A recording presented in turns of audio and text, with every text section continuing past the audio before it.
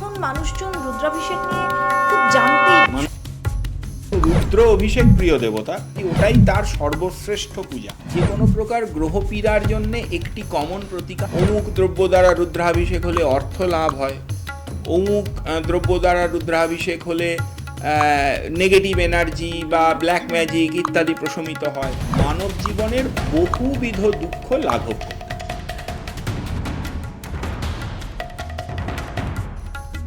নমস্কার, mythology by রেনেসার পডকাস্টের আরও একটা এপিসোডে আপনাদের সবাইকে স্বাগত। আজ আমরা আলোচনা করব দেবাদিদেব মহাদেবকে নিয়ে। তিনিই সৃষ্টি, তিনিই ধ্বংস, তার মধ্যেই এই জগৎ সংসার সমাহিত। তিনিই আবার অনন্ত শান্তির খোঁজ।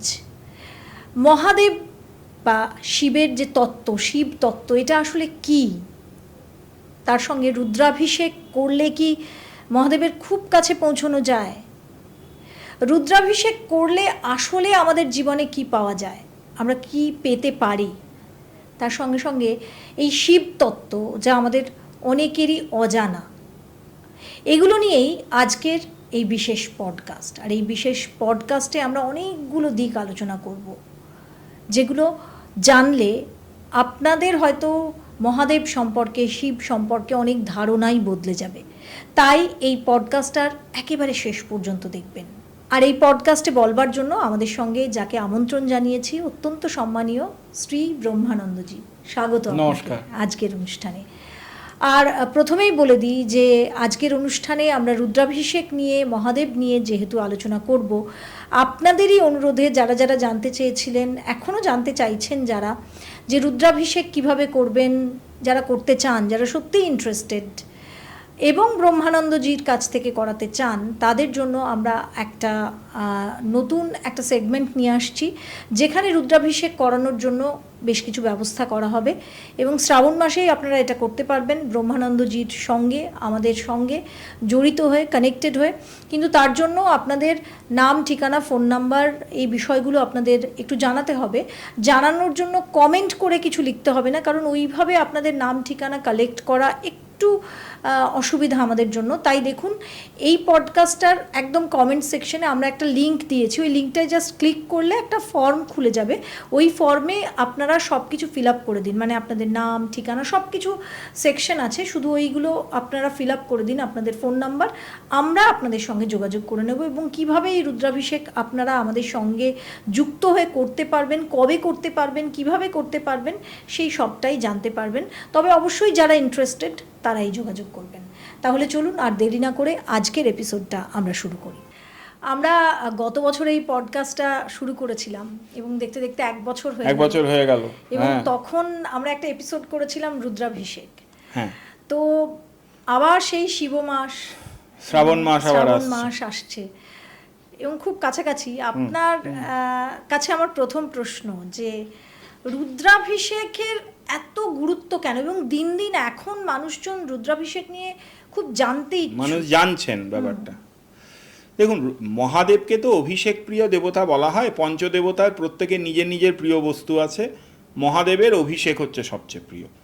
এই অভিষেকের সিম্পলেস্ট ফর্ম হচ্ছে মহাদেবের শিবের মাথায় জল দেওয়া, বাংলা কথায় শিবের মাথায় জল দেওয়া। আর এর কমপ্লেক্স ফর্ম হচ্ছে রুদ্রাভিষেক করা। রুদ্রাভিষেক একটি মূলত বৈদিক কর্ম, তো সেই রুদ্রাভিষেক করা। তো মহাদেব যেহেতু রুদ্র অভিষেক প্রিয় দেবতা, কাজেই মহাদেবের জন্যে যা যা পূজা, যা যা আচার অনুষ্ঠান আমরা করতে পারি, তার মধ্যে সবচেয়ে প্রিয় অনুষ্ঠান মহাদেবের জন্য অভিষেক এবং তার কমপ্লেক্স ফর্ম রুদ্রাভিষেক। কাজেই ওটাই তার সর্বশ্রেষ্ঠ পূজা। এটা একদম, এবং তিনি প্লিজড হন। হ্যাঁ, সর্বশ্রেষ্ঠ পূজা সেটাই, তাতেই তিনি সর্বোচ্চ প্রীত হন। বলা হয় রুদ্রাভিষেক করলে জীবনের অনেক বাধা কেটে যায়, এটা কি সত্যি? রুদ্রাভিষেকের বিভিন্ন অ্যাপ্লিকেশান আছে। পরাশর বলেছেন যে যে কোনো প্রকার গ্রহপীড়া, অর্থাৎ জ্যোতিষশাস্ত্রে যদি কারোর ছকে দেখা যায় যে কোনো গ্রহ তার জন্য ভীষণ ক্ষতিকারক প্রভাব দিচ্ছে, তাকেই গ্রহপীড়া বলে। তো যে কোনো প্রকার গ্রহ পীড়ায় যেমন নানা রকম প্রতিকার আছে, রত্ন ধারণ করা, এই পূজা করা, গ্রহ পূজা করা ইত্যাদি ইত্যাদি। যে কোনো প্রকার গ্রহ পীড়ার জন্যে একটি কমন প্রতিকার হচ্ছে রুদ্রাভিষেক। নবগ্রহের 9টি গ্রহেরই। মহাদেব 9টি গ্রহের যে কোনো গ্রহের পীড়া রুদ্রাভিষেকে সন্তুষ্ট হলে হরণ করতে পারেন। 1 নম্বর কথা। এতটাই powerful। হ্যাঁ, 1 নম্বর কথা। তারপরের কথা হচ্ছে রুদ্রাভিষেকে স্পেসিফিক প্রয়োগ আছে, যে অমুক দ্রব্য দ্বারা রুদ্রাভিষেক হলে রোগ শান্তি হয়, অমুক দ্রব্য দ্বারা রুদ্রাভিষেক হলে অর্থ লাভ হয়, অমুক দ্রব্য দ্বারা রুদ্রাভিষেক হলে নেগেটিভ এনার্জি বা ব্ল্যাক ম্যাজিক ইত্যাদি প্রশমিত হয়। তো এই রকম বিভিন্ন প্রকারের প্রয়োগ আছে, স্পেসিফিক প্রয়োগ একদম। তো সেই জন্যে রুদ্রাভিষেক এমন একটি অনুষ্ঠান যা সঠিকভাবে পালিত হলে মানব জীবনের বহুবিধ দুঃখ লাঘব করতে পারে, বহু প্রকারের। রুদ্রাভিষেক নিয়ে আমরা যখন এপিসোড করেছিলাম অনেকেই জানতে চেয়েছিলেন যে রুদ্রাভিষেক কি আমরা শ্রাবণ মাসেই করব নাকি অন্য সময়েও রুদ্রাভিষেক হয়?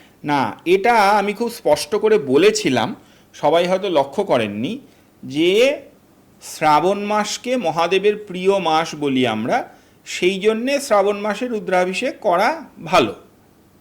তেমনি বছরের যে কোনো পর্বতিথি, অর্থাৎ যেমন ধরুন শিবরাত্রি, এই রকম পর্বতিথিতে রুদ্রাভিষেক করাও অত্যন্ত ভালো। এছাড়াও আমি বলেছিলাম যে রুদ্রাভিষেকের জন্যে বছরের যে কোনো মাসে রুদ্রাভিষেক করা যেতে পারে শিব স্থিতি বিচার করে। এই কথাটা আমি বলেছিলাম। এটা হয়তো ক্লিয়ার হয়নি যে সারা বছরের 12 মাসেই রুদ্রাভিষেক করা যায় শিব স্থিতি বিচার করে। এই শিবস্থিতি বিচারের একটি অঙ্ক আছে, সেটি জটিল অঙ্ক। খুব সহজ একটি পদ্ধতি আমি ছোট্ট করে বলি, যে শিবস্থিতি বিচারের অঙ্কটা করলে কিছু তিথি আসে, যেমন যে কোনো মাসের কৃষ্ণপক্ষের প্রতিপদ, অষ্টমী, অমাবস্যা এবং শুক্লপক্ষের দ্বিতীয়া এবং নবমী, এই দিন মহাদেব গৌরীর সঙ্গে বিরাজ করেন। এই দিনে অভিষেক করলে সুখ সমৃদ্ধি লাভ হয়। এই বিষয়ে বলি, অমাবস্যার বিষয়ে একটা মানে দ্বিমত আছে, কিন্তু এটি একটি মত। কৃষ্ণপক্ষের চতুর্থী, একাদশী, শুক্লপক্ষের পঞ্চমী এবং দ্বাদশী মহাদেব কৈলাসে বিরাজ করেন। এই সময় রুদ্রাভিষেক করলেও যে কোনো প্রকার কার্যসিদ্ধি হয়। তো প্রতি মাসেই, হ্যাঁ, যে প্রতি মাসে রুদ্রাভিষেক করা যাবে শিবস্থিতি বিচার করে, এইটা হচ্ছে পার্থক্য। কিন্তু শ্রাবণ মাসে সোমবার বা ইত্যাদিগুলোকে, শ্রাবণের সোমবারগুলোকে যেমন আমরা পর্ব হিসেবেই ধরি, শ্রাবণ সংক্রান্তি আমরা পর্ব হিসেবে ধরি, কাজে সেই দিনগুলোতে একদম তিথি নিরপেক্ষভাবে রুদ্রাভিষেক করা যায়। এই যে আপনি বললেন যে রুদ্রাভিষেকের উপাচারও একটু আলাদা, যেমন রুদ্রাভিষেকের ক্ষেত্রে যদি আমরা মধু দিই, জল দিই, এগুলোই বলতে চাইছেন তো? দেখুন, রুদ্রাভিষেকের জন্য পঞ্চগব্য এবং পঞ্চামৃত আছে।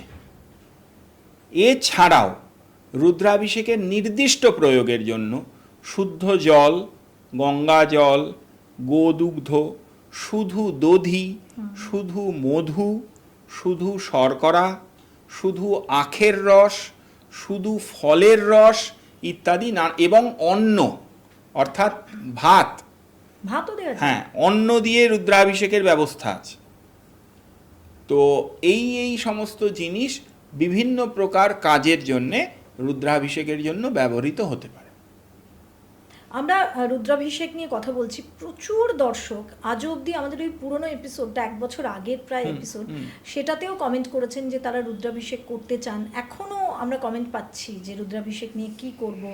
তো আমার মনে হয় দর্শকদের একটু জানিয়ে দিই যে আজকের এপিসোডটা যেমন আমরা করছি, তেমন আপনাদের যে আগ্রহ রুদ্রাভিষেকের বিষয়ে, কারণ জীবনে আমাদের যা যা সমস্যা তা আমরা কার কাছে বলতে পারি? আমাদের আরাধ্যর কাছে। কিন্তু দেবাদিদেব ভোলানাথ তিনি এমনই যে তার কাছে গেলে সব কিছুরই উত্তর আছে, সব কিছুরই সমাধান আছে।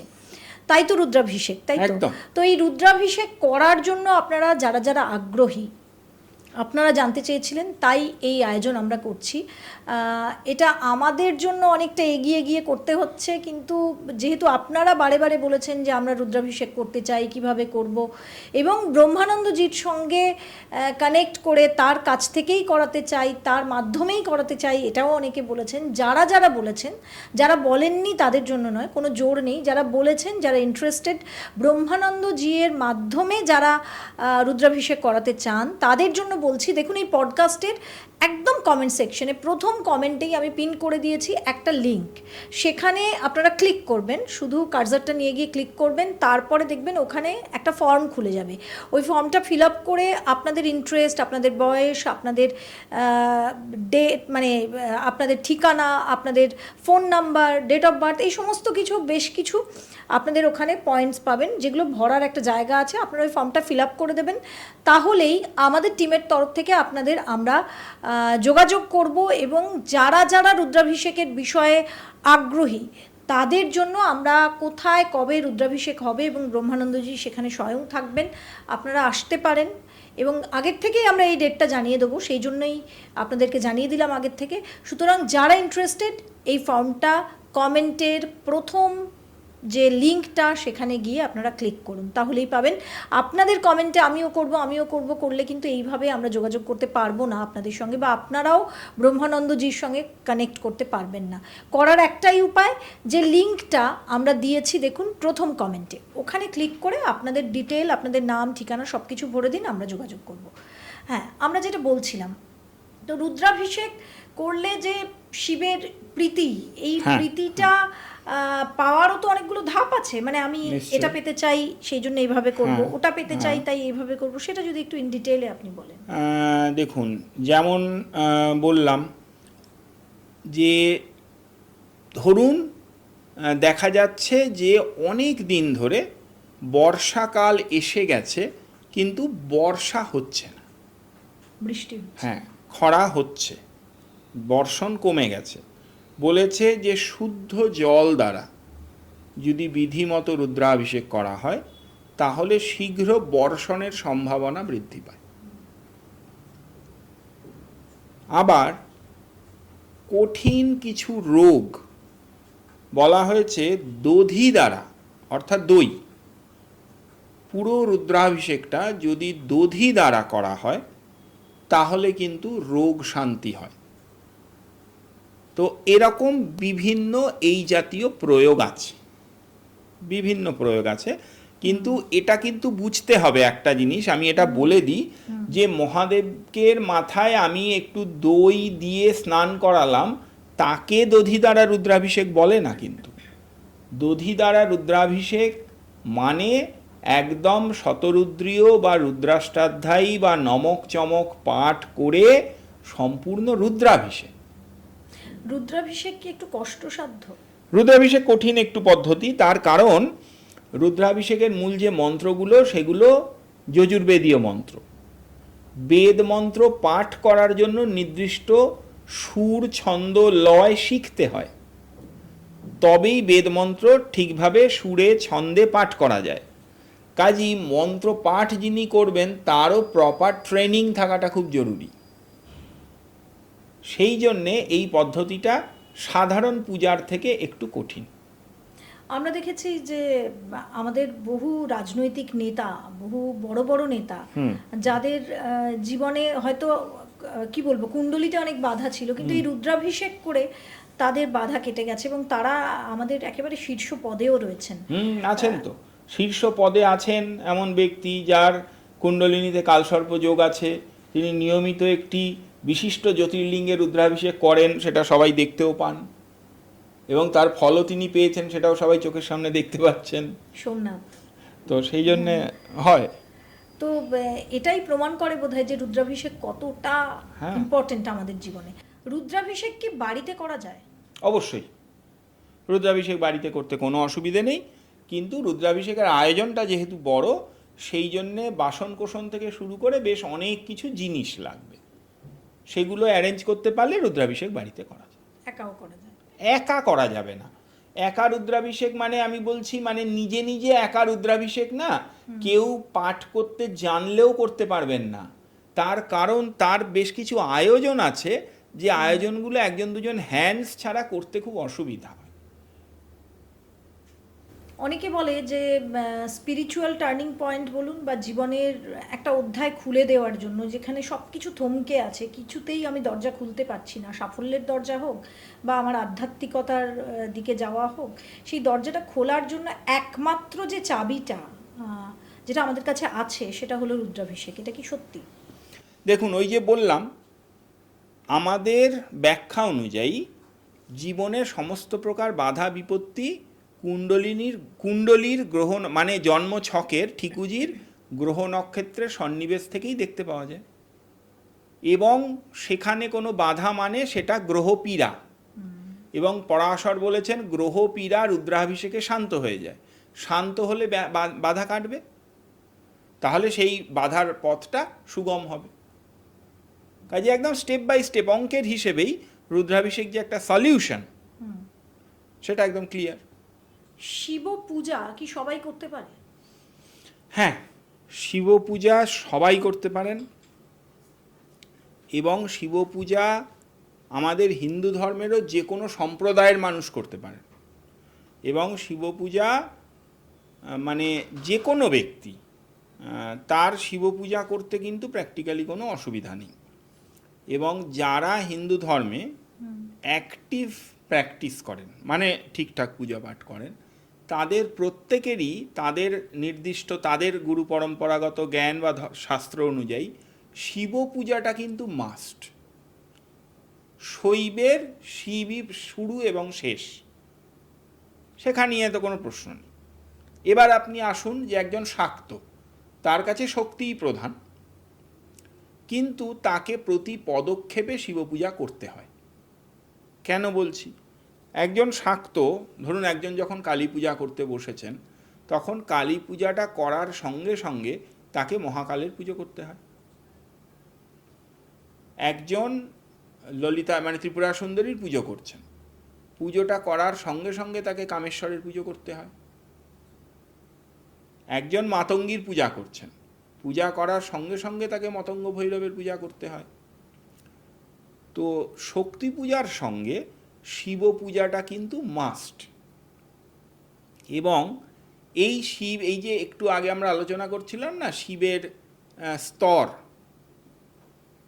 যদি আপনি কোনো মহাবিদ্যার পূজা করতে বসেন, এবং মহাবিদ্যা যেহেতু একদম পরাৎপর ব্রহ্ম, কাজী মহাবিদ্যার যে ভৈরব তিনি তার সঙ্গে এক এবং অভিন্ন।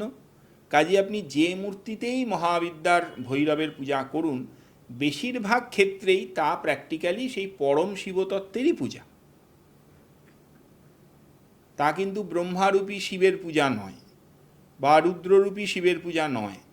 সেই মূর্তি উগ্র হোক বা শান্ত হোক, তা পরাৎপর শিবতত্ত্বের পূজা, পরম শিবতত্ত্বের পূজা, মহাবিদ্যার ভৈরব রূপে যখন পূজা করছে।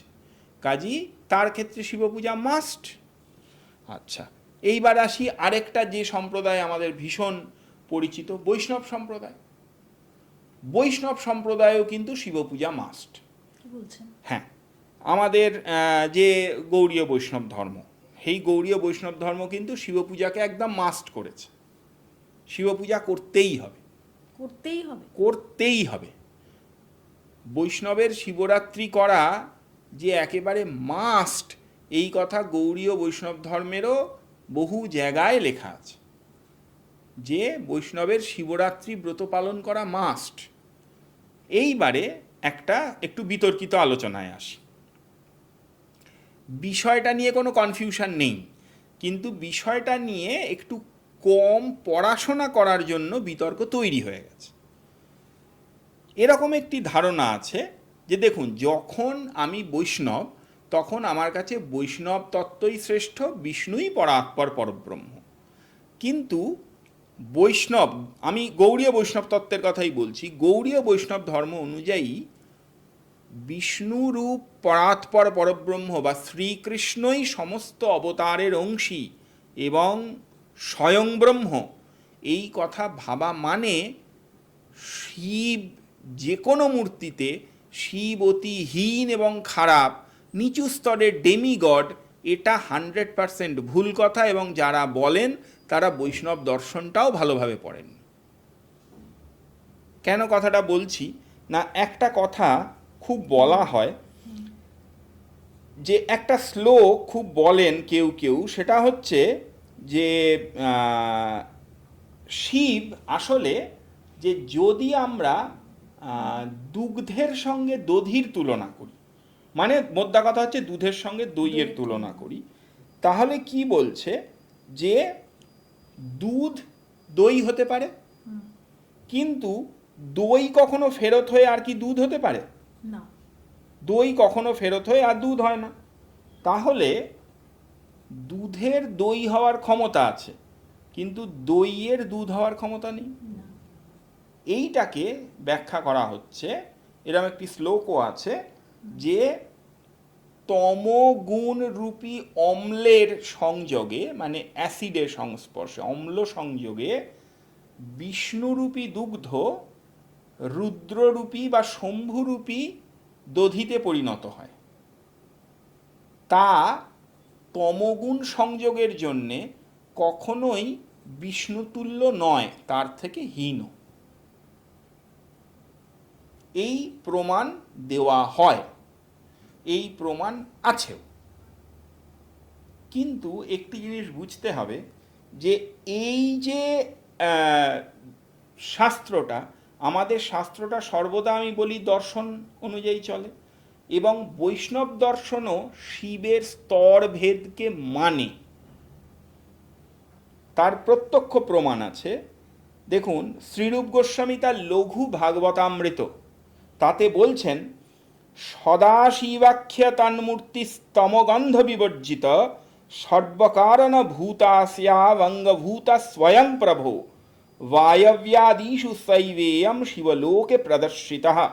বলছেন যে সদাশিব মূর্তির, শিবের যে সদাশিব মূর্তি, তা তমগন্ধ বিবর্জিত, তমগুণ নেই, তমগুণের গন্ধও নেই তার মধ্যে।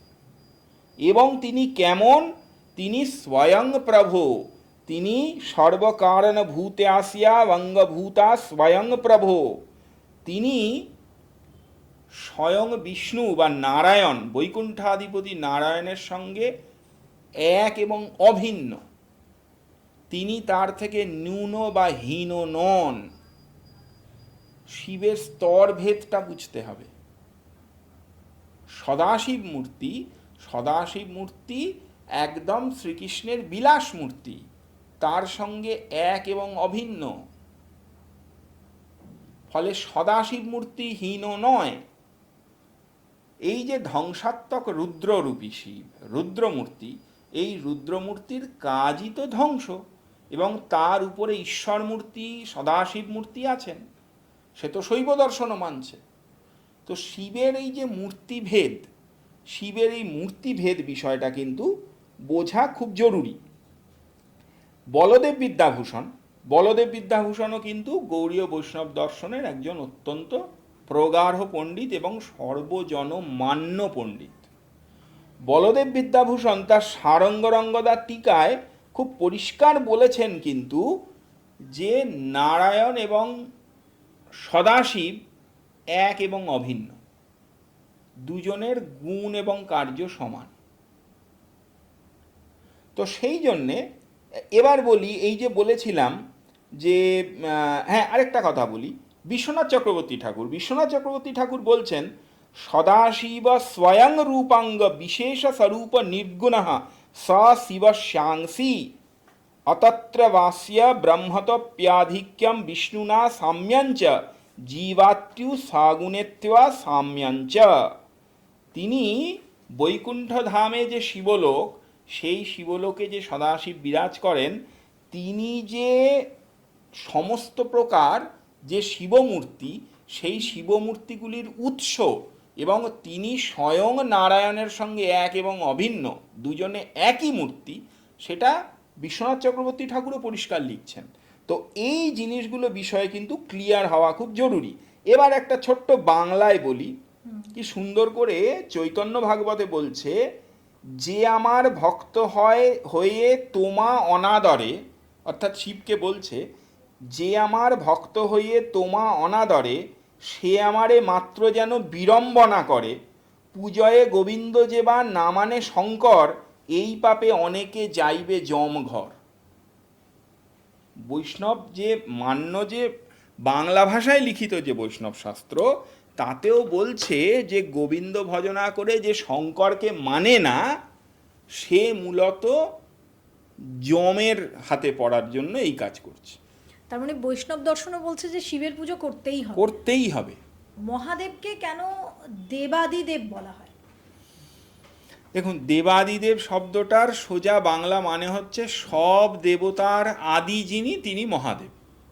এবার আমি বলি যে আমাদের যে বিভিন্ন দেবতার পুজোর ব্যবস্থা আছে, আমাদের কিন্তু গোটা ধর্মটাই দর্শন ভিত্তিক, দর্শনের ওপরে দাঁড়িয়ে আছে।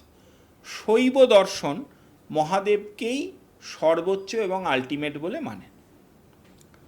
এবার বলি যে শৈব দর্শনে শিব বলতে আমরা কিন্তু সাধারণভাবে মানুষজন একজন কোনো দেবতা মনে করেন, শিব একজন দেবতা।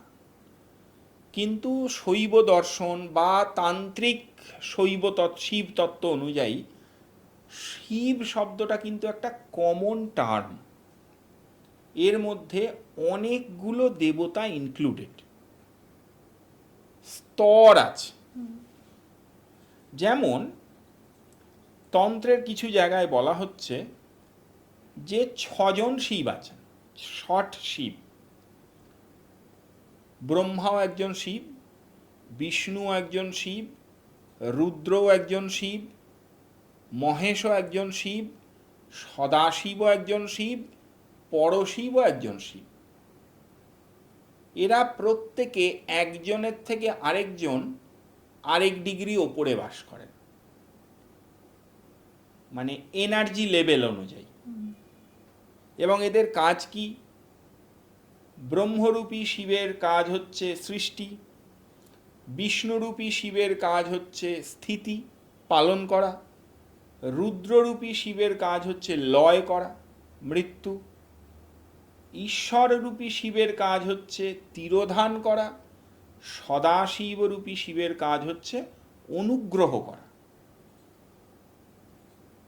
পরশিব তিনি নির্বিকার, নিরাকার, নিরঞ্জন। এই যে গ্রেডেশনটা করা হয়েছে না, এই গ্রেডেশন অনুযায়ী আপনি বুঝতে পারবেন যে বিভিন্ন প্রকারের শিবমূর্তি এবং তার বিভিন্ন প্রকারের তার মন্ত্র সাধনা এবং তার তত্ত্বগত ভিন্নতা আছে। যেমন আমি বলি, আমরা যে কমন শিবের ধ্যান জেনে অভ্যস্ত, ধ্যান নিত্যাং মহেশাম রজতগিরি নিভম, যেটা নিয়ে আমরা আলোচনা করি, সেখানে তাকে ধবধবে সাদা গায়ের রং, তার 5টি মুখ, 4টি হাত এমন বলা হয়েছে। আবার সদাশিব যাকে বলছি, এই সদাশিবের ধ্যানে তাকে 5টি মুখ এবং 10টি হাত বলা হয়েছে। 10টি হাত, তার পরিষ্কার ধ্যান আছে। হ্যাঁ, পরিষ্কার ধ্যান আছে, দশভুজ, পঞ্চবক্ত্র, এবং 5টি মুখের প্রত্যেকটি মুখের রং আলাদা, লাল, সাদা, হলুদ, নীল, এরকম রং আলাদা, প্রতিটি মুখের রং এক নয়। তো এই রকম সদাশিবের কথাও বলা হয়েছে। তো ফলে এটা খুব ক্লিয়ার, শিবমূর্তি একটা নয়, শিবতত্ত্ব কোনো একজন দেবতা নন, শিবতত্ত্ব একটা কমপ্লিট দর্শন। এবং শুধু শিবতত্ত্ব নির্ভর করে সাধনা হয়, এবং শুধু শিবতত্ত্ব নির্ভর করে এই সৃষ্টি থেকে অনুগ্রহ পর্যন্ত পৌঁছানো যায়। এই যে লয় এবং তিরোধান, একদম দুটো স্টেজের ডিফারেন্স হয়ে যাচ্ছে জীবাত্মার। লয় মানে জীবাত্মার পার্থিব অন্নময় কোষ লয়প্রাপ্ত হলো। এবার বলবো অন্নময় কোষ কি? আমাদের বলা আছে যে একটা জীবের পঞ্চকোষ হয়, অন্নময় কোষ, প্রাণময় কোষ, মনোময় কোষ, বিজ্ঞানময় কোষ, এরকম 5টা কোষ হয়। অন্নময় কোষ হচ্ছে আমরা ভাত ডাল রুটি খেয়ে যে দেহটা তৈরি করেছি, এটা অন্নময় কোষ। অন্ন না দিলেই এই কোষটা ধ্বংস হয়ে যাবে। এই যে এই দেহটা যখন চলে যায়, লয়, মৃত্যু চলে গেল, যখন অন্নময় কোষ যখন চলে গেল, তখন কি হবে? জীবাত্মাটা কি তাহলে লিবারেটেড? না, জীবাত্মাটা কিন্তু আরেকটা অন্নময় কোষ খুঁজছে। আরেকটা অন্নময় কোষে প্রবেশ করে গেলেই তার পুনর্জন্ম হয়ে গেল। কিন্তু এবার সাধকের আত্মা, তার তো আরেকটা অন্নময় কোষ খোঁজা উদ্দেশ্য নয়, তার উদ্দেশ্য হচ্ছে অন্নময় কোষ থেকে মুক্তির পরে মোক্ষ, পরম আনন্দ ধামে পৌঁছানো। সেক্ষেত্রে তার লক্ষ্য লয় নয়, তার লক্ষ্য তিরোধান, যাতে তিনি জন্ম মৃত্যুর সাইকেল থেকে বেরিয়ে যেতে পারেন। সেটিও একটি শিবমূর্তি কন্ট্রোল করছে, যাকে ঈশ্বর বলা হয়েছে, ঈশ্বর মূর্তি, তিনি কন্ট্রোল করছেন। এবার বলছে, অনেক বেদান্তের টিকাকার পর্যন্ত বলেছেন যে শুধু নিজের আয়াসে, মানে শুধু নিজের ইচ্ছায় এবং শুধু সাধনার দ্বারা মোক্ষ লাভ করা যায় না। মোক্ষ লাভের অধিকারী হওয়া যায়।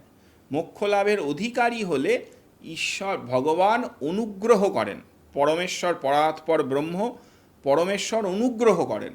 অনুগ্রহ করলে তবেই জীবাত্মা মোক্ষপ্রাপ্ত হয়। এই অনুগ্রহের মালিক ওই যে সদাশিব মূর্তি। তার মানে এখানেও আমরা শিবতত্ত্বের বিভিন্ন প্রকার ভেদ দেখতে পাচ্ছি। ফলে শিবতত্ত্ব কিন্তু খুব জটিল। ব্রহ্মাও শিব, বিষ্ণুও শিব, শৈব দৃষ্টি অনুযায়ী ব্রহ্মাও শিব, এবং আমিও শিব, জীবও শিব। জীবও শিব। জীব কেন শিব রূপে প্রতিভাত হচ্ছে না? কারণ জীব নিজেই নিজেকে মায়ার দ্বারা আবদ্ধ করে জীব ভাবছে, সেই জন্যে জীব শিব হচ্ছে না। মানে শিব নিজেকে শিব ভাবছে না, নিজেকে দুঃখময় জগতের একটা দুঃখ ভাগী মনে করছে। এই দুঃখ ভাগী মনে করছে বলে সে দুঃখ কল্পনা করছে, সুখ কল্পনা করছে। আসলে শিব সুখ বা দুঃখ কোনোটাই পেতে পারেন না। যদি আমি শিব হই, আপনি শিব হন, তাহলে শিবকে পাওয়ার জন্য আমরা ছুটি কেন? ছুটবো না তো, আমরা শুধু তত্ত্বদর্শী হব, আত্মজ্ঞান লাভ করব, সেটাই প্রাপ্তি। আত্মজ্ঞান লাভ করব মানে আমি শুধু এই যে মুখে বলছি বললে হবে না। আমি তো শুধু মুখে মুখস্থ বুলি বলছি, মুখে বললে হবে না। তাকে তত্ত্বত এটা রিয়ালাইজ করে নিতে হবে যে আমার কোনো সুখ দুঃখ নেই, আমার কোনো রাগ দুঃখ অভিমান কষ্ট নেই, আমার কোনো জ্বালা যন্ত্রণা নেই, কারণ আমি স্বয়ং শিবোহম, শিবস্বরূপ, চিদানন্দ রূপম শিবোহম, আমি চিদানন্দরূপী শিব। আমাদের ধর্মে শিব তো ধ্বংসের প্রতীক, মানে রুদ্র, এইখানে টার্মের আমাদের গণ্ডগোল হয়। এই যে বললাম না তত্ত্ব, রুদ্র তত্ত্বে রুদ্ররূপী শিব লয় কর্তা, ধ্বংস। নটরাজকে তিনি তো মূলত তিনি নটরাজ। আবার নটরাজের মধ্যে আপনি ত্রিমূর্তির প্রকাশ দেখতে পাবেন। নটরাজের নৃত্য যেমন ধ্বংসের প্রতীক, তাণ্ডব তেমন নটরাজের নৃত্যর দ্বারা নতুন ছন্দ তৈরি হয়, যা নতুন সৃষ্টি করে। নটরাজ মূর্তি মানে কিসের প্রতীকের থেকে আমি জানতে চাইবো, এটার আবির্ভাব কেন হয়েছিল, কিসের জন্য? নটরাজ তো অপস্মারকে দমন করছেন, অপস্মার অজ্ঞানকে দমন করছেন। এবং আবার এর সঙ্গে বলি, আমরা একটা নটরাজ মূর্তির সঙ্গে পরিচিত, কিন্তু মহাদেবের 108টি তাণ্ডব মূর্তি আছে। 108? হ্যাঁ, তার মধ্যে ঊর্ধ্ব তাণ্ডব, অধ তাণ্ডব সব কিছু আছে। মানে মহাদেব উল্টো হয়ে নাচছেন এমন মূর্তি আমার ঘরে আছে, ধাতু মূর্তি, দক্ষিণ ভারত থেকে আনা, মাথা নিচে পা ওপরে। এই তাণ্ডব কখন হয়? এই যে তাণ্ডব, এই তাণ্ডব প্র্যাকটিক্যালি এটা সব সময় চলছে। এটাই তো সেই কসমিক খেলা। এই গোটা শুধু না পৃথিবীকে নিয়ে ভাবলে হবে না। যখন আমরা ওই লেভেলে ভাববো তখন আমাদের কিন্তু লেভেলটা ওখানে তুলে নিয়ে যেতে হবে। সেটা নিতেই হ্যাঁ, আজকে আমি পৃথিবীতে বসে এখানে আলোচনা করছি, আজকে এই মুহূর্তে আমার কাছে খবর নেই যে কটা নক্ষত্র ধ্বংস হয়ে গেল। হচ্ছে তো, বিজ্ঞানী বলে হচ্ছে। শেষ পর্যন্ত তো শেষ। হ্যাঁ, কতগুলো সেই হোয়াইট ডোয়ার্ফ স্টেজে পৌঁছে গেল আমরা জানি না। এই খেলাটা সব সময় চলছে এবং এই খেলাটা কোনো একটা জায়গায় দাঁড়িয়ে নেই। মানে নটরাজ কখনোই স্থির নেই, তিনি সর্বদা নৃত্য করছেন। তাহলে কি আমাদের যে পূর্বপুরুষেরা, আমাদের ঋষিমুনিরা, আমি সবসময় তাদের বলি বিজ্ঞানীরা, আমাদের প্রাচীন বিজ্ঞানীরা, তারা এই ফিজিক্সটাকে বুঝেছিলেন। অ্যাস্ট্রোফিজিক্স, এটা তো অ্যাস্ট্রোফিজিক্স, এই অ্যাস্ট্রোফিজিক্সটাকে প্রতীক আকারে, মূর্তি আকারে, এক একটা রূপ আকারে নাম দিয়েছিলেন, আমাদের সামনে দেখিয়েছেন সাধারণ মানুষের বোঝার সুবিধের জন্য। মানে এখন যেগুলোকে আমরা নাম দিই মিল্কি ওয়ে, ওই সেটাকে আমার তো মনে হয় এই দেবী দেবতার লীলা তার যদি সঠিক মানে মানুষ বুঝতে পারত, গল্পের মাধ্যমেই সবচেয়ে বেশি মনে রাখা যায়, বরং কঠিন কঠিন নামগুলোই ভুলে যায় লোক। গল্প এবং মূর্তি, হ্যাঁ, গল্প এবং মূর্তির মাধ্যমে এত কঠিন তত্ত্বকে সামনে দাঁড় করিয়ে দিলে ওটা ঝট করে মনে থাকবে। এটার প্রতীক, এটার প্রতীক হবে। শিব যদি ধ্বংসের প্রতীক হয়, তো শিব তো আবার সৃষ্টিরও প্রতীক। হ্যাঁ, ব্রহ্মারূপী শিব সৃষ্টির প্রতীক, বিষ্ণুরূপী শিব স্থিতির প্রতীক, পালনের প্রতীক, রুদ্ররূপী শিব লয়ের প্রতীক। তিনি সৃষ্টি, তিনি ধ্বংস, কিন্তু তিনিই সব। কিন্তু তিনি এত সহজ কেন, এত অল্পতে খুশি কেন? দেখুন, যার কাছে সব আছে, যার সব পাওয়া হয়ে গেছে, তারই তো আর পাওয়ার মানে বাসনা থাকে না। যার একটুকু কিছু পাওয়া বাকি আছে, তিনি সেইটুকু পেতে চাইবেন। প্রকৃত অর্থে যিনি পূর্ণ, একটা কাঁচের শিশি আপনি একদম মুখে মুখে জল ভর্তি করে দিয়েছেন, আর জল তো সে নেবে না।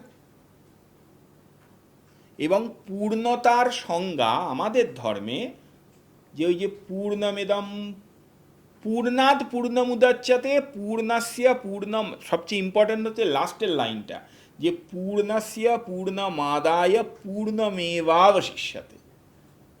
কমপ্লিট পূর্ণ তাকে বলে যেখান থেকে সবটা সরিয়ে নিলেও একটুকু কমে না, তাকে পূর্ণ বলে।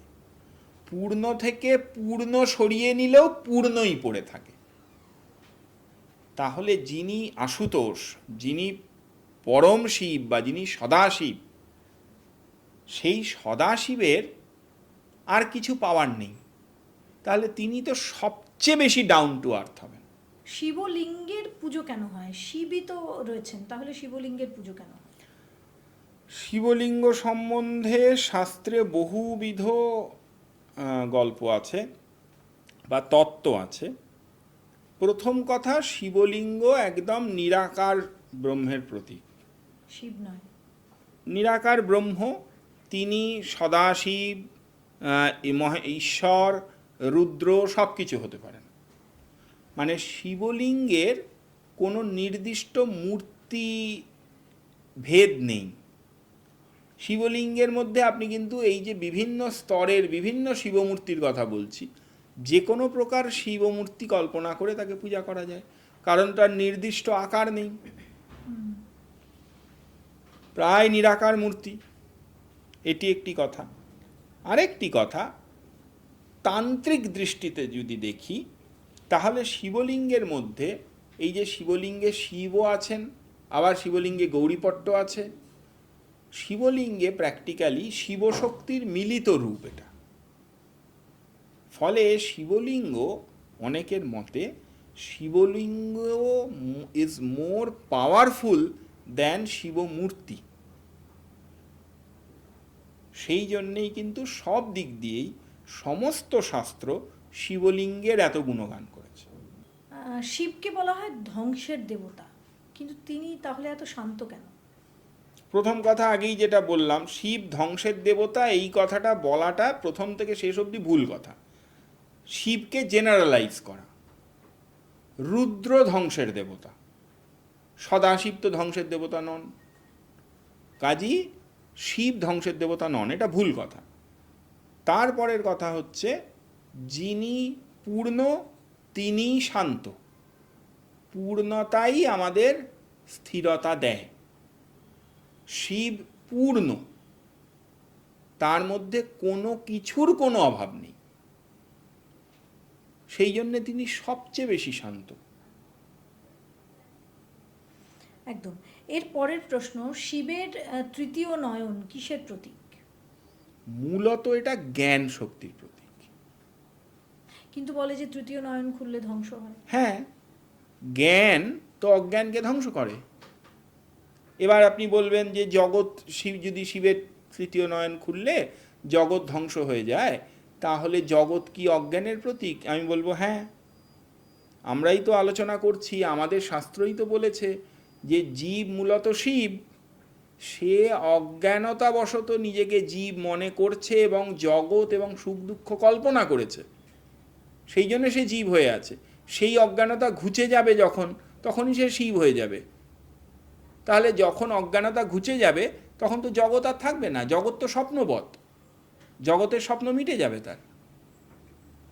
শিবের গলায় যে সাপ থাকে, আধ্যাত্মিকভাবে এর কি তাৎপর্য রয়েছে? আমাদের সমস্ত প্রকার শাস্ত্রে কুলকুণ্ডলিনীর কথা বলা হয়েছে, এবং কুলকুণ্ডলিনীকে অধিকাংশ জায়গায় নাগ রূপে দেখানো হয়েছে, সূক্ষ্ম একটি নাগ রূপে। মহাদেবের এই যে কণ্ঠলগ্ন যে নাগ, এই নাগও কিন্তু মূলত কুলকুণ্ডলিনীরই প্রতীক। এই যে নাগ সব সময় মাথাটা উঁচু করে আছে, কুণ্ডলিনীকে শাস্ত্রে বলা হয়েছে সাধারণ অবস্থায় কুণ্ডলিনী মাথা নিচু করে ঘুমিয়ে থাকা একটা নাগের মতো, কিন্তু মহাদেবের গলার নাগটি দেখুন সর্বদা মাথা উঁচু করে আছে, তার কুণ্ডলিনী, তার মানে তার জ্ঞান সদা জাগ্রত, অজ্ঞানতার অন্ধকার নেই। শিব ভস্য কেন মাখেন? মহাদেব যেহেতু অসংখ্য কল্প দেখছেন এবং এক একটি কল্প যখন ধ্বংস হয়ে যাচ্ছে, সেই ধ্বংস হয়ে যাওয়া কল্প এবং ধ্বংস হয়ে যাওয়া ব্রহ্মাণ্ড এবং জগৎ, তার যে পড়ে থাকা অবশিষ্টাংশ, সেই অবশিষ্টাংশই মহাদেব ভস্মরূপে অঙ্গে লেপন করেন। কল্প মানে যুগ। যুগ, কল্প মানে যুগ না, কল্প মানে কল্প, অনেক যুগের সমাহার। মানে আমি যদি আরও সোজা করে বলি, একটা ব্রহ্মাণ্ড, অনন্ত কোটি ব্রহ্মাণ্ড আছে, আমরা বৈজ্ঞানিকভাবেও মানি, আমরা ধর্মীয়ভাবেও মানি, অনন্ত কোটি ব্রহ্মাণ্ড আছে। এই মুহূর্তে এক্ষুনি কোনো একটা ব্রহ্মাণ্ড ধ্বংস হয়ে গেল, আমরা ধ্বংস হয়ে যাওয়ার একদম শেষ পরিণতি কি ভাবি? ছাই হয়ে যাওয়া, পুড়ে ছাই হয়ে যাওয়া। সেই ছাই, এই যে ভস্য, সেটাই তিনি অঙ্গে লেপন করে আছেন। ফলে এই ভস্য তার অনন্ততার প্রতীক, যে তিনি অনন্ত। মহামৃত্যুঞ্জয় মন্ত্র, এখানে মৃত্যুঞ্জয় কেন বলা হয়? দুভাবে বলি। স্থূল ব্যাখ্যা, অকাল মৃত্যু থেকে রক্ষা করেন, সেই জন্য মহামৃত্যুঞ্জয়। আর সূক্ষ্ম ব্যাখ্যা, মহাদেব রুদ্রমূর্তিতে লয় এবং ঈশ্বর মূর্তিতে তিরোধান করেন। শিব মন্ত্র বা মহামৃত্যুঞ্জয় মন্ত্রের উপযুক্ত সাধনা করলে জন্ম মৃত্যুর বন্ধন থেকে জীবাত্মা মুক্তি পায়। তাকে মৃত্যুর পরে, তাই বলে সে অমর হয়ে যাবে এই দেহটা নিয়ে তা নয়, কিন্তু এই দেহটা ছাড়ার পরে তাকে পুনরায় আরেকটা অন্নময় কোষে প্রবেশ করতে হবে না, সেই জন্ম মৃত্যুকে জয় করে অনন্ত লোকে ভগবত কৃপায় অনন্ত লোক প্রাপ্ত হবে। সোমবারকে শিবের দিন বলা হয়, সোমবার এত বিশেষ কেন? এটা প্র্যাকটিক্যালি মহাদেবের চন্দ্রের উপরে অনুগ্রহ, চন্দ্রদেবের উপরে, চন্দ্রদেবের নামেই সোমবার, চন্দ্রদেবের উপরে তার অনুগ্রহ। চন্দ্রদেবকে তিনি বরদান করেছিলেন এবং সেই জন্যই চন্দ্রকলা মস্তকে ধারণ করেন। মহাদেবকে সোমনাথ, চন্দ্রশেখর, চন্দ্রচূড় এই সমস্ত আমরা বলি, চন্দ্রের প্রতি অনুগ্রহ। শিব নিজেও ধ্যান করছেন, শিব আসলে কার ধ্যান করেন? যদি তাকে একদম সদাশিব অবস্থায় ভাবি, তাহলে তিনি নিজের আত্মস্বরূপেরই ধ্যান করছেন। মানে তিনি নিজেই ব্রহ্ম তিনি নিজেই নিজের মধ্যে, আত্মরতি বলে একে শাস্ত্রে, তিনি নিজেই নিজের মধ্যে লীন হয়ে আছেন। আর যদি অন্যান্য স্তরের যে শিবমূর্তিগুলি বললাম সেই কথাগুলি ভাবি, তাহলে বিভিন্ন স্তরে তিনি বিভিন্ন যে পরবর্তী তত্ত্ব, সেই পরবর্তী তত্ত্বের ধ্যান করেন। সেই জন্যেই সেটা তার যে পরের তত্ত্ব, তিনি তো সেটাকেই কল্পনা করবেন। শিবের সঙ্গে ধ্যানের সম্পর্ক কি? শিব তো নিজেই যোগী। মহাদেবের দেখুন, রূপকল্পনায় মহাদেব ভাবলেই আমরা একটা যোগী মূর্তির কথা ভাবি। তো মহাদেব নিজেই যেহেতু যোগী, নিজেই যেহেতু সব সময় সমস্ত কিছুর শাস্ত্রের প্রবক্তা, আদি গুরু তিনি, কাজেই সাধনার সমস্ত সাধনার শুরু তিনি, তো সাধনার প্রতীক হিসেবেই তিনি ধ্যানমগ্ন সর্বদা। কারণ তিনি নিজেই যেন সাধনরূপী হয়ে গেছেন না। শিবের ডমরুর শব্দ কিসের প্রতীক? নাদ ব্রহ্ম, নাদকে ব্রহ্ম বলা হয়েছে, এবং আমাদের শাস্ত্র অনেক সময় শব্দ ব্রহ্ম তাকে এবং নাদ থেকে জগৎ সৃষ্টির কথা বলেছে। কাজী এই যে ধ্বনি, এটা কিন্তু একদম জগতের মানে বিশ্ব বীজ বলতে পারেন। শব্দব্রহ্ম বা নাদ, তা কিন্তু সব কিছুর একদম গূঢ় মূর্তি এবং সব কিছুর শুরু। ফলে মহাদেবের ওই হাতের ওই যে বাদ্যযন্ত্রটি, এটা খুব সিম্বলিক। ওম শব্দের অর্থ? প্রণবও দেখুন, প্রণবের মধ্যে ব্রহ্মা বিষ্ণু মহেশ তিনজন সমাহিত থাকেন। শাস্ত্র সর্বদা বলেছে প্রণব থেকে জগৎ সৃষ্টি হয়েছে, জগতের সব কিছু প্রণব থেকে সৃষ্টি হয়েছে, প্রণব থেকেই সমস্ত দেবতার মূর্তি তৈরি হয়েছে, আবার তারা সবাই প্রণব মূর্তিতে লীন হন। ফলে প্রণব, তার কোনো আদি অন্ত নেই। তো সেই জন্যে প্রণব সব কিছুর মূল। সেই জন্যে ওমকারের এত গুরুত্ব না। সব কিছুতেই দেখবেন শুরুতে ওম, এই যে ব্যবহার করার একটা প্রবণতা, এটা মূলত প্রণবের এই গুরুত্বের জন্য। আবার শিবকে আমরা অর্ধনারীশ্বর হিসাবেও দেখছি। শিব এবং শক্তি একইভাবে সমাহিত। শিবকে এইভাবে দেখানোর কারণ কি, বা এটার তাৎপর্য কি আসলে? এইখানে আমি একটা ছোট্ট কথা বলি, যেটা বলছি তার সঙ্গে একটা ছোট্ট কথা বলি। যেমন শিব এবং শক্তির অর্ধনারীশ্বর রূপ আমাদের কাছে ভীষণ প্রচলিত, তেমনই কিন্তু লক্ষ্মী এবং নারায়ণেরও একটা এরকম অর্ধনারীশ্বর মূর্তি আছে, তার ধ্যান আছে, কিন্তু কোনো কারণে তার ঠিক প্রচার নেই। তার মানে মূলত আমি বলবো, যে শব্দটা ব্যবহার করা পছন্দ করব, পুরুষ প্রকৃতির মিলিত রূপ, সেটা বিষ্ণুরূপ হোক বা শিবরূপ হোক, পুরুষ প্রকৃতির মিলিত রূপ। পুরুষ প্রকৃতির মিলিত রূপই হচ্ছে তন্ত্রের একদম গূঢ় সাধন রহস্য, যে পুরুষ প্রকৃতি, এই দুটি তত্ত্বের মিলনেই পূর্ণতা প্রাপ্তি হয়, তা না হলে ব্যাপারটা পূর্ণ হয় না। কারণ জগৎ সর্বদা পুরুষ এবং প্রকৃতিতে বিভক্ত।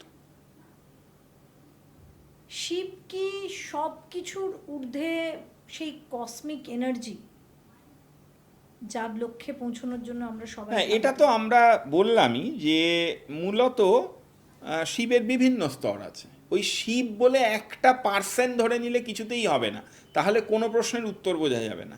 এইটা বুঝতেই হবে যে শিবের বিভিন্ন স্তর ভেদ আছে। তিনিই শুরু, তিনিই শেষ। তিনি একদম জীবলোকেও রয়েছেন, আবার তিনি একদম পরম তত্ত্ব। বলা হয় যে মহাদেব এত সহজ, এত সরল, এবং দুঃখের এমন একটা স্তর থাকে না, যখন আমরা কোথায় যাব, কি করব, আমরা কিছুই বুঝতে পারি না, তখন অনেকেই বলেন, গুরু বলেন, অনেক মহারাজরা বলেন, যোগীরা বলেন যে শিবের কাছে যাও, যার কেউ নেই তার শিব আছে। কেন? এটা দেখুন, এটা আমি বলবো, এটা পুরোটাই ভক্তির উপর নির্ভর করে। কেন বলছি? একজন প্রবল বিষ্ণু ভক্ত বা কৃষ্ণ ভক্ত, মন থেকে তীব্র বৈষ্ণব, তাকে এই কথাটা বললে খুব একটা অর্থ হবে না। এটা কারণ প্রত্যেকটা মানুষের মনে তার ইষ্ট, তার প্রতি 100% শরণাগতি থাকা উচিত। তাহলে বিপদে পড়লে তো আমি তার কাছেই যাব। তাহলে হঠাৎ আমি নিজে বলছি, আমি বিপদে পড়লে আমি তো শক্তির চরণেই, ভগবতীর চরণেই প্রার্থনা করব। কারণ ওটাই আমার টানে, আমাকে ওটাই আমার ভেতরে বসে গেছে। ফলে এই রকম জেনারেলাইজড রুল বলা ঠিক নয়। হবে না। ব্যাপারটা হচ্ছে প্রত্যেকটা ব্যক্তি আনন্দে এবং দুঃখে সর্বদা তার ইষ্টের চরণে শরণাগত থাকবে, এইটা সবচেয়ে জরুরি। আমার এই পডকাস্টের একেবারে শেষ দু একটা প্রশ্ন। শিব কি শুধুমাত্র একজন দেবতা, একজন ঈশ্বর, নাকি শিব একটা জীবন দর্শন? শিব একজন দেবতা নন, এটা প্রথমেই বললাম। শিব কোনোভাবেই একজন দেবতা নন। শিব জগতের একদম শুরু, আবার শিব জগতের একদম শেষ। কাজেই শিব সমস্ত দেবতা, শিব সমস্ত জীব জগৎ, শিব সমস্ত ব্রহ্মাণ্ড, শিব সমস্ত তত্ত্ব এবং সমস্ত জ্ঞানও তাই। শিবজ্ঞান কথাটা বলা হয়, সমস্ত জ্ঞানের শুদ্ধ স্বরূপই হচ্ছে শিব। এই যে সত্যম শিবম সুন্দরম, সত্য শিবরূপ, এবং তাই চরম সুন্দর। আমরা এই এপিসোডটা শুরু করেছিলাম রুদ্রাভিষেক দিয়ে। আমি শেষ প্রশ্নটা রুদ্রাভিষেক দিয়েই করব। রুদ্রাভিষেকে যদি ভুল হয় তাহলে তার ফল কি মারাত্মক হতে পারে? ভুল টুল কিছু না। দেখুন, আমি এটা বিশ্বাস করি, ধরুন আমি অসম্ভব ভালো পণ্ডিত দিয়ে কোনো একটা পূজা করাচ্ছি, সেই পূজার লক্ষ্য কোনো একজন ব্যক্তির ক্ষতি করা,